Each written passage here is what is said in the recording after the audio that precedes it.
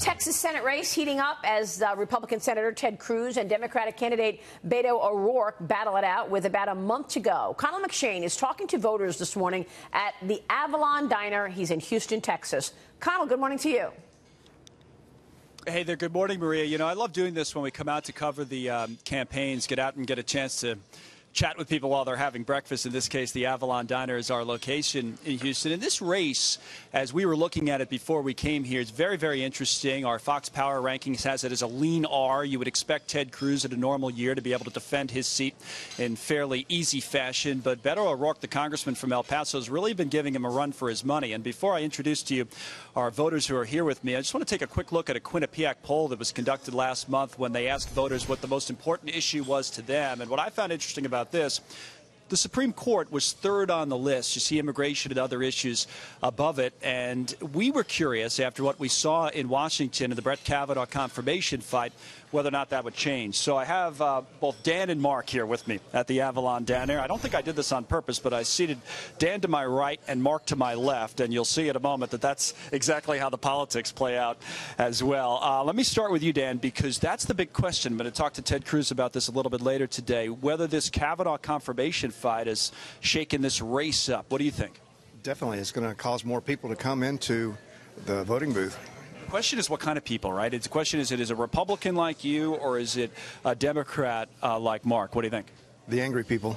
The angry people on either side, right? Yes, yes. It'll depend what it is. I don't want to ask you, Mark, if you're angry, but let me ask you what you think of this race, because a Republican usually wins in the state of Texas very, very easily, but I'm not sure if it'll happen this year. Why is it so close, or why does it appear so close? It is close, and that's going to energize both parties. It energizes me. You know, I want to go out and vote. It's going to energize the right. And you mentioned that, you know, Republicans normally win, but that's not true in mayoral elections. Yep. You always get a Democrat. You get a lesbian woman, you get a black man, you get a Mexican, and that's in Dallas, San Antonio, Houston, right, and Austin. But not statewide, to be fair. Not statewide. Not lately. No, because what is it about this guy, Beto O'Rourke? Why do you like him? Beto is irreverent, which means he's honest. He's real. He says, get the F right in Washington. No, I'm not going to say it online. But, you know, it's the people who don't like cussing are going to vote against him, but those like myself says, hey, this guy's for real. Right, so that's kind of the appeal. Some Republicans would say that was the appeal last time around with Donald Trump. Ted Cruz ran against him, of course, in the last race. That was an ugly race as well. Go ahead and tell me that. What happened? The fight between Cruz and Trump hurt Cruz. Really? So you think that there's still, he's come out and said, you know what, I had to grow up after that. I can't take, as he says, my marbles and go home. I had to decide to work for the state, put all that behind me. But you think the mark is still there? I think Trump needs to go in there and shake his hand on a rally and show that there's no bad blood between them. Because people still reflect back to the 2016 election. That's really interesting. Before I let both of you guys go and go back to Maria, I think one of the interesting questions in talking to voters like you, because you guys know your area so well, is not who do you want to win, but who do you think is going to win when it comes down to it? Oh, wow. Be honest now. Because the state has so many rural voters, Cruz will probably take it. But we got a chance, and I talked to my maid who's a Mexican-American, and she said the turnout's going to be big with the Latinos. Well, that's what it always comes down to. He's not a Latino. He's from from Canada, and Beto does speak fluent Spanish. Well, it's always going to come down to turnout. And real quick for you, Dan, is you think your guy Cruz ends up hanging on and winning this? Yeah. Because it's a Republican area, and he's a Republican. Still a red state. Still a red state. That's the idea, Maria, is it's still a red state. We'll see how this whole thing plays out. I'm really interested to talk not only to these guys, but to the candidates themselves. We're heading over to Ted Cruz's headquarters right after we wrap up here, and we have a one-on-one interview scheduled with him that will air in the 10 o'clock hour Eastern time of Varney and Company. And then later this afternoon, we'll see what the buzz is all about with Beto O'Rourke. We'll be attending one of his rallies. Yeah, but two really for right important now, interviews, I'll go back to you. Let me ask you, Connell, does Mark think that voters will come out to talk about or vote on the economy, or do they want to come out and vote on resist? Okay, let me ask you that, Mark. So Maria was making an interesting point, and by the way, we were going to spend this whole interview talking about the economy if it wasn't for the Kavanaugh story last week. But she says, will voters, particularly on the left, like yourself, will they be coming out to vote on the economy? Because, you know, logically, if they were, you would think that should help the Republicans. It seems like a strong, at least macro economy right now. Or are they coming out on a resistance movement, anti-Cruz, anti-Trump? They're coming out on the economy, too, because Democrats and Republicans both need a good economy. And what's wrong with this one? The problem is, it's not that there's anything wrong with it. It's just that we had NAFTA before. Cruz got on this deal about no trade with anybody, and then he reinvented it so he could take credit for it. He didn't do it.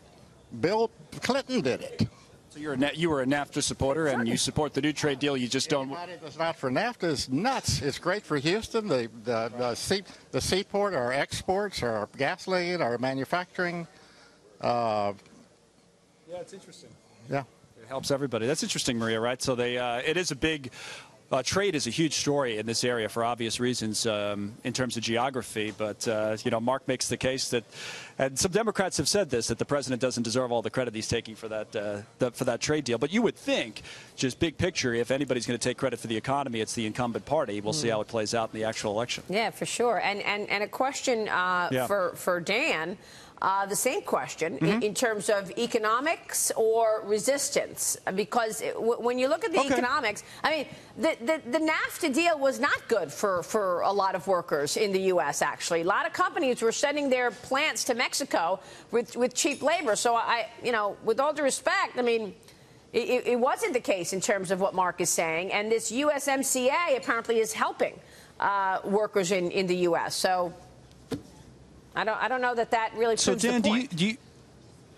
No, I hear what you're saying. Do you think it's kind of along the same lines of what Mark and I were just talking about, that the economy, in particular trade, is playing a role in getting people out to vote, and that maybe this new trade deal did make some improvements, despite what Mark said, on the old NAFTA deal, and that'll help get Republicans out? Or is it the personalities, the resistance, and the back and forth? What do you think? It's the personalities. Really? So the economy, the economics is not playing into it? Grinding out a job, and they don't know what's going on in the trade negotiations or whatever's happening out there. And they only know what, you know, daily events that happens in their own lives. Right. So trade talk is just like Greek to them. What about, you know, kitchen table economic issues, jobs? Yes, absolutely. And who does that help? Everybody. Everybody's employed. It helps everyone. No, but you know, the Republicans would be able to take credit for that, you're saying? Or Then it comes out whichever party has a more loyal base that turns out. Right. Because the problem with a really strong economy is you get real bad apathy in Texas. Apathy, you said? Apathy. They don't show up because they're working and enjoying their lives. See, that's interesting, Maria, right? That's another point sometimes we don't think of, is that We in the didn't good think of times that, you don't yeah. get people fired up. You know, you don't have people saying, I got to get out there because if things are so bad, because they're so good, I'm just going to sit back and relax and enjoy the good times. Yeah. So you learn something from talking to these voters, that's for sure. Well, thank you to Mark and Dan and Connell. We know you'll have a lot more. We look forward to that interview on Varney & Company. Thank you so much.